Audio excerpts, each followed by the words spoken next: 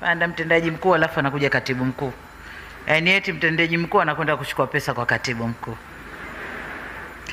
Mheshimiwa Sylvester Mwakitalu, mkurugenzi wa mashtaka, wakili mkuu wa serikali, ndugu Posi, wakuu wa vyombo vya ulinzi na usalama mliopo nasi hapa, wakuu wa vyama vya majaji kikanda na yule rais wa majaji wanawake Tanzania, wasajili, manaibu wasajili, wakurugenzi na watendaji wa mahakama, wakuu wa taasisi mbalimbali za umma mliopo nasi hapa, mahakimu wa ngazi zote mliopo pamoja nasi, waheshimiwa viongozi wetu wa dini, ndugu zangu wanahabari, wageni waalikwa, mabibi na mabwana, kazi na utu.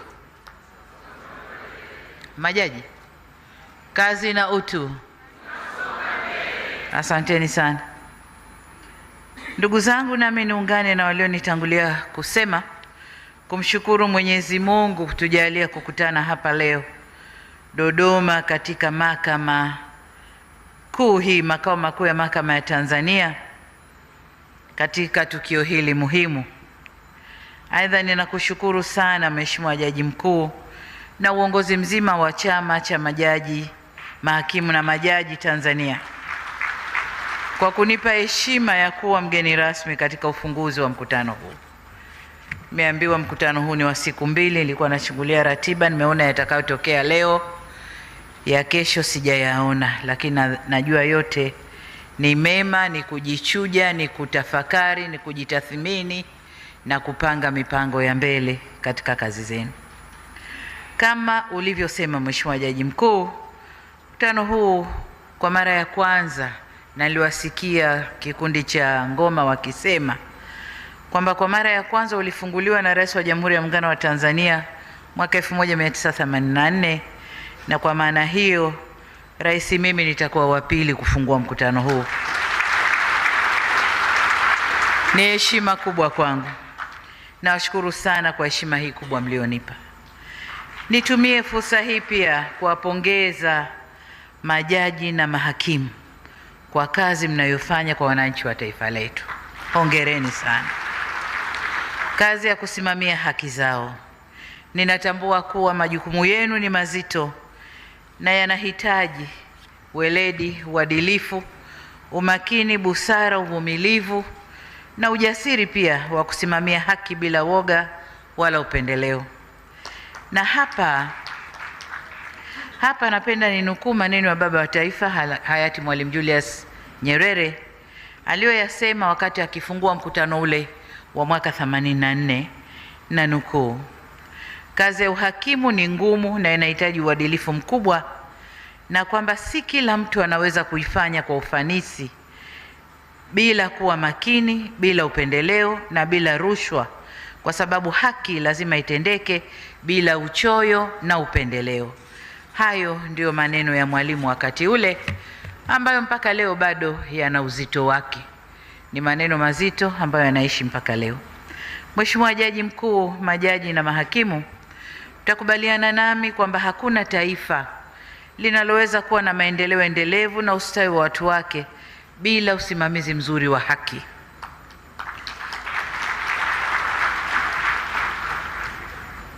Uwepo wa mahakama huru yenye uwezo na uadilifu ni nguzo muhimu ya utawala bora na ni msingi wa upatikanaji wa haki. Serikali itaendelea kuulinda na kuheshimu uhuru huu wa mahakama.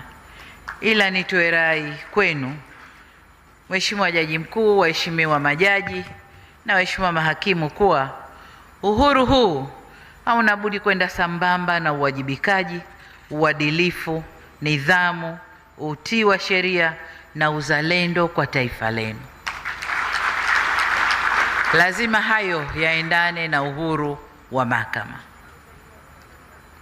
Watanzania wana matumaini makubwa sana na ninyi, na wangependa kuona mahakama inayosimamia haki kwa uwazi na kwa kuzingatia misingi ya kikatiba, sheria, lakini vile vile utu. Huko mahabusu huko kuna mtu anafungwa kwa kesi ya kubambikiwa tu. Sasa engineering gani imepita mahakamani mpaka mtu akaenda jela kwa kesi ya kubambikiwa? Akitoka nasema mimi sikuwa na kesi, nilibambikiwa tu, lakini nimetoka. Sasa wewe uliyepeleka ukamnyima mtu uhuru wake, kenda ukamfanya afungiwe kule, jipime una jukumu gani katika hilo. Lakini vile vile natiwa moyo na studies zinazofanywa kila baada ya muda kwamba imani ya Watanzania kwa mahakama zao imeongezeka sana. Kwa hiyo hili nalo linatutia moyo kwamba mahakama zetu zinafanya kazi inayoridhisha. Kwa kutambua hilo, serikali ya awamu ya 6 imeendelea kuchukua hatua mbalimbali za kuimarisha mahakama, ikiwemo kuboresha miundombinu. Jengo hili tulilopo naambiwa ni la 6 kwa dunia na ni la 2 Afrika. Ni kazi ya serikali na ni yale mazingira mazuri ya utendaji kazi ambayo Jaji Mkuu ameyazungumza hapa. Lakini kuongeza rasilimali watu, serikali ya awamu ya 6 tumejitahidi sana kuongeza idadi ya majaji na mahakimu katika ngazi zote. Tumejitahidi sana, tumejitahidi kuboresha maslahi ya watumishi, tumejitahidi sana. Na nataka niwaibie siri hapa, napata barua za kuboresha maombi na maslahi, naambiwa kama walivyo majaji na sisi tunataka tuwe hivi. Kwa hiyo wakati wewe unalia pete yako uliovaa sio nzuri, mwenzio analia hana hata kidole cha kuvalia hiyo pete, hata pete mbaya hana. Jipime wewe na mtu ambaye afya yako ikitetereka anakwenda kukutengeneza kule, anakurudishia afya yako na hali yako uwe jaji bora, lakini bado mazingira yake ya kazi ni magumu na stahili zake ni ndogo sana. Tujipime hapo. Sasa aliyosema Jaji Mkuu hapa, it is as if tunaishi kwenye fantasy. Tanzania hii ina uwezo wa kila kitu, lakini watendaji kule wanafanya wanayoyafanya. Hapana, twendeni polepole. Maendeleo ni hatua. Tumeanza hatua za awali na nyie mmeona. Tumechukua hatua kubwa sana za kuirekebisha au kuijengea heshima mahakama yetu, iwe mahakama inayoheshimika duniani. Sasa safari ni hatua, tutakwenda polepole. Nikisema hivyo sisemi kwamba hatutaangalia maslahi yenu, lakini twendeni polepole na nitafafanua kule mbele. Lakini pamoja na hayo, tumeimarisha sana matumizo ya mifumo ndani ya mhimili wa mahakama. Teknolojia ya habari na mawasiliano inatumika vizuri sana kwenye utendaji wa haki. Na siku nimekuja kufungua jengo hili, nilitembezwa humo ndani, nikaingizwa kwenye chumba ambacho kuna dashboard inayoonyesha kesi zote zinazoendeshwa Tanzania katika kila ngazi, jaji gani, wakati gani, hukumu iliyotoka, kesi inavyoendeshwa. Iko hapa, hakuna Afrika, hakuna, tunayo sisi Tanzania. Na nadhani naambiwa nchi ambayo wanayo ni Indonesia. Jaji Mkuu, nadhani ni Indonesia, lakini wapi? Kazakhstan, ambao na wenyewe walikuja kutuangalia sisi hapa tunafanya vipi. Kwa hiyo we have moved tena vizuri sana. Kwa hiyo hili linatutia moyo, ni mazingira stahiki ya kazi ambayo serikali imejitoa kuyafanyia kazi. Lakini tunapochukua hatua hizi, tunalenga kuwa na mhimili wa haki wa kisasa wenye huduma bora na zinazopatikana kirahisi, kwa wakati na kwa ufanisi. Kwa hiyo mimi niendelee tena kuwapongeza kwamba mmetoka kule kwenye ule msemo wa justice delayed is justice denied. Hatuko huko, na Mheshimiwa Jaji Mkuu ameisema vizuri hapa. Mheshimiwa Jaji Mkuu, majaji na mahakimu, kama mnavyotambua kuwa dira yetu ya maendeleo ya taifa ya Tanzania ya mwaka 2025 hadi 2050 imejengwa juu ya misingi ya utawala bora, amani, usalama na utulivu. Na kama inavyosema kauli mbiu yenu ya mkutano huu kwamba jukumu la mahakama katika utoaji wa haki. Sasa huko tunakokwenda, tunapoanza utekelezaji wa dira yetu hii, mahakama au mhimili wa mahakama una nafasi muhimu katika kujenga taifa lenye haki, amani, usalama na utulivu. Dira hii ya 2050 inatambua kwamba utawala bora na utawala wa sheria ni msingi wa maendeleo endelevu, na jambo hili haliwezekani pasi na mahakama imara na inayoaminika na wananchi wake. Nasi serikali tunaelekea kujenga mahakama hiyo. Tumechukua hatua kadhaa, tutaendelea kuchukua hatua kuijenga mahakama yetu iwe mahakama imara inayotoa haki kwa wananchi wake. Lakini nataka niwaambie, juzi hapa serikali tulipitisha mpango wa muda mrefu wa utekelezaji wa dira hii, na katika mpango ule 22% ya mambo yaliyoko katika mpango ule yatafanywa na serikali yenyewe. 70% ya mambo yaliyopangwa kwenye mpango ule yatafanywa kati ya private sector, sekta binafsi na serikali, na 8% tu ndio yatafanywa na mashirika yetu ya umma. Sasa katika hali kama hii, mahakama ina kazi kubwa ya kufanya. Tunaitarajia mahakama isimame imara kusimamia haya, kwa sababu tunaposema 70% itatekelezwa kwa joint venture au kwa ushirikiano baina ya serikali na sekta binafsi, tunatarajia kualika sekta binafsi ya dunia yote kuja Tanzania. Katika hilo, tunapoendelea huko mbele, tutapata migogoro mingi ya mikataba ya kazi, migogoro mingi ya kodi, tutapata migogoro mingi ya utekelezaji wa mikataba ya uwekezaji wenyewe. Sasa haya yote tutategemea mahakama yetu ya Tanzania isimame katika yale matawi yake, matawi sijui ya biashara, matawi ya nini, matawi ya kodi, lakini isimame katika kutetea haki ya Watanzania na haki ya taifa la Tanzania. Kwa hiyo mahakama tunawategemea, nanyi ni mhimili muhimu sana katika utekelezaji wa dira yetu ya taifa ya miaka 25 inayokuja. Mheshimiwa Jaji Mkuu, majaji na mahakimu, nigusie kidogo yale mambo ambayo Jaji Mkuu alikuwa anayasema kama maombi, lakini nataka niseme mapema kwamba tunayachukua na tunakwenda kuyafanyia kazi. Lakini nataka niseme kwamba kwenye suala la budget inategemea hali ya ukuaji wa uchumi wa Tanzania. Tunagawana according to kilichopo ndani ya mikono yetu, lakini jinsi tunavyofanya kazi, jinsi tunavyotatua haki ikapatikana mapema kwa wananchi, kwa wafanya biashara, kwa wawekezaji na wengine, ndivyo uchumi wa Tanzania unavyokuwa. Kwa hiyo jinsi uchumi wa Tanzania unavyokuwa, ndivyo tutakavyoangalia mgawanyo wa rasilimali katika mihimili yetu mitatu: Bunge, mahakama na ule mhimili wa serikali au wa utendaji wa executive. Lakini nataka niwahakikishie kwamba jinsi tunavyokuwa ndio bajeti itakavyokuwa, na niseme kwamba kwa miaka 5 iliyopita uchumi wetu umekuwa ukikua hatua kwa hatua, si kwa kiasi kikubwa, lakini we had never missed a step. Hata kama ni 0.5, lakini tumekuwa progressively, tunakuwa, hatujawahi kurudi nyuma. Kwa jinsi tunavyokuwa ndivyo bajeti za maeneo mbalimbali zinavyokuwa, na Jaji Mkuu ni shahidi. Ukiangalia bajeti ya miaka 4 iliyopita iko mbali sana na bajeti ya mwaka huu wa fedha tunaokwenda nao. Kwa jinsi tunavyokuwa ndivyo bajeti itakavyokuwa.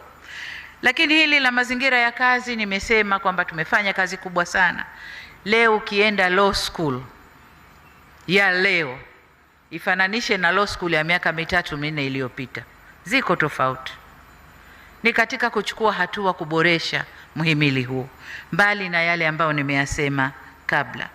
Lakini kwenye hili la mishahara, ndugu zangu, huku serikalini tunapimwa kwenye mishahara, na bahati mbaya maskini huwa hana nguvu yake mwenyewe peke yake, kwa sababu hata tunapopanga bajeti zetu tunakaguliwa na mashirika makubwa ya kimataifa ambayo nayo wanatupa fedha, si kutugaia kwa kutukopesha, lakini tunakaguliwa na wage bill yetu percentage. Mpaka uchumi wetu wa sasa hivi ulivyo, tunatakiwa kuwa na 35% wage bill. Tulivyo leo tuko 37.5%. Tunaendelea kububurushana nao, tunatafuta sababu mbalimbali za kuambia kwa nini wage bill iko hivyo. Wanatukagua mpaka vyombo vya ulinzi, mmeajiri lini, wapi, lini, mmeongeza wapi, lakini hali iko hivyo. Kwa si kwamba hatutaki kuwafanya watu wote wawe na mishahara itakayowawezesha waishi vizuri, lakini tuna limitations. Lakini nataka niseme kwamba tumejitahidi sana. Kwa kichache tunachokipata tunaongeza mishahara kwa mihimili yote mitatu, tunakwenda tunaongeza mishahara. Kwa jinsi uchumi utakavyokuwa, ndugu zangu, ndivyo tutakavyoongeza stahiki na mishahara yetu. Mimi pia nataka majaji mkinipita pale, mnipite katika magari ambayo niseme jaji namba 4 kanipita. Lakini uhuru na ni uwezo ukiruhusu tutafika huko, lakini kama uwezo haujaruhusu, twendeni polepole kwa hali ambayo nchi yetu inayo. Tusisahau sisi bado ni nchi inayoendelea. Pamoja na kusema tumeingia uhuru nini, wanasema uchumi wa kati, lakini bado tuko ngazi ya chini. Ni kama tumechupa tu step moja, tumeingia pale, lakini bado mambo ni mengi ya kufanya humu ndani kwenye sekta mbali, bado mambo ni mengi. Kwa hiyo jinsi tunavyokuwa, basi tutaongeza stahiki na mishahara ya majaji. Lakini nizungumzie hili la migogoro ya ardhi, kama alivyosema jaji mkuu kwamba migogoro hii is high time sasa ihamie mahakamani, na mahakama itakayosikiliza migogoro hii ni mahakama zetu za mwanzo. Na kwa hiyo tuna kazi ya kutenga bajeti ya kutosha, nadhani kuanzia bajeti ijayo, ili tuzijenge mahakama za mwanzo kama tulivyojenga vituo vya afya, sababu afya nayo na mahakama mnafanana. Kuna wale wanaotibiwa huko kwenye wanasema nini, zahanati, halafu wanakwenda kwenye kituo cha afya, hospitali ya wilaya, hospitali ya rufaa ya mkoa, halafu ndio wanakwenda rufaa kubwa. Kwa na mahakama nanyi ni hivyo hivyo. Kwa kama tulivyojenga vituo vya afya, zahanati, na huku tutatenga budget tuende kwa mtindo huo. Kwa tukiweza kufanya hayo, kesi za ardhi zitakuwa zinasikilizwa kule. Mambo mengine yaliyozungumzwa hapa ambayo ni changamoto na mapendekezo, niseme changamoto zote tunazichukua, lakini kama nilivyosema, jinsi uchumi utakavyoruhusu ndivyo tutakavyozitekeleza. Na kwa yale mapendekezo ya mabadiliko ya sheria na mapendekezo mengine ambayo hataki rasilimali fedha, basi niko na watu wote hapa, mwanasheria mkuu wa serikali yupo, mawaziri wapo, tutakwenda kuyakalia na kuyafanyia marekebisho ili majaji waweze kufanya kazi zao vizuri sana. Sasa kabla sijahitimisha, naomba nitoe msisitizo kwamba kwa upande wetu serikali tatimiza wajibu wetu wa kuendelea kuimarisha huduma za mahakama, lakini niwatake nanyi timize wajibu wenu, ndugu zangu majaji na mahakimu, ambao ni kusimamia haki kwa kuzingatia katiba, sheria na maadili bila hofu, huba wala upendeleo. Na hiki ndicho kiapo chenu. Napowapisha pale mnasema nitazingatia katiba, nitasimamia kazi yangu bila hofu, upendeleo, huba wala chuki. Haya ndio mnayoyasema, nami ningependa sana msimamie kiapo chenu. Lakini vile vile naomba nimnukuu kwa mara nyingine hayati baba wa taifa kwenye mkutano ule wa 84, alisema kwamba zipo kazi zinazoweza kufanywa na watu tunaowatilia mashaka. Kwa mfano uhasibu, naweza ukalitilia mashaka jitu hili jizi hili, lakini lihodari la kufanya uhasibu kaambia endelea, kwa sababu unajua nyuma yake kuna auditor atakuja kumuaudit na wizi utaonekana. lakini siyo kazi yenu nyie. Kazi ya mahakimu na majaji, mnaoditiana wenyewe kwa wenyewe kupitia lile dashboard kule, kesi gani imehukumiwa, na labda mtu akate rufaa, mwanze kukaa tena ndio muiangalie. Kwa hiyo si kazi zote zinafanywa na watu wanaotiliwa mashaka, ila uhakimu na ujaji sio mojawapo ya kazi hiyo zinazofanywa na watu wanaotiliwa mashaka. Hata kama ushahidi hautoshi, akitiliwa mashaka jaji, hata kama ushahidi hautoshi, mwalimu anasema ni lazima aanze kuchunguzwa mara moja, hata kama ushahidi hautoshi. Lakini jaji mkuu akipata taarifa jaji so and so ana tabia hizi na hizi na hizi, jaji mkuu lazima aweke majaji wengine, hebu mfuatilieni huyu anaendaje. Kwa hiyo si kazi zote. Kazi nyingine zinaweza kufanywa na watu wanaotiliwa mashaka, lakini sio ya kwenu. Ya kwenu inataka mwe waledi, waadilifu, wazalendo kwa taifa lenu na mnaotii sheria na katiba yenu. Kwa hiyo ndio sifa yenu kubwa, waheshimiwa majaji, nami niwaombe mbakie kwenye sifa hizo. Maeneo haya au maneno haya ya mwalimu bado yana uzito ule ule, na pengine uzito wake ni mkubwa zaidi katika wakati huu ambapo teknolojia imebadilika, watu tumebadilika. 84 majaji hawakuwa wengi, wakuwa wachache sana, na ndio maana walikuwa wanaishi kwenye maeneo ambayo jaji mkuu amesema low density area na mambo yote ambayo ameyataja. Majaji walikuwa wachache sana. Leo mahakimu na majaji mliopo hapa si chini ya 1200 nikiangalia kwa macho, mbali wale ambao mmewaacha waendeshe kazi kule ni wangapi? Kwa ni kazi kubwa ya kufanya, ila tunawategemea sana katika uendeshaji wa taifa letu, tunawategemea sana. Nihitimishe sasa, Mheshimiwa Jaji Mkuu, waheshimiwa majaji na mahakimu, kwa kuungana nawe Mheshimiwa Jaji Mkuu kwenye ile sehemu ya mwisho ya hotuba yako ya kuwataka majaji na kuwakumbusha tena kuwa ni jukumu letu sote kulinda amani, usalama na utulivu wa nchi yetu. Ni muhimu kwa watoa haki nchini kusimama kwenye mstari wa haki mnapofanya maamuzi ya kutoa haki. Ni muhimu kwa watenda haki au watoaji wa haki kusimama kwenye mstari wa haki mnapofanya maamuzi ya utoaji wa haki. Hili ni muhimu sana. Na baada ya kusema hayo, sasa nitamke rasmi kuwa mkutano huu wa Chama cha Mahakimu na Majaji Tanzania kwa mwaka 2026 sasa umefunguliwa rasmi.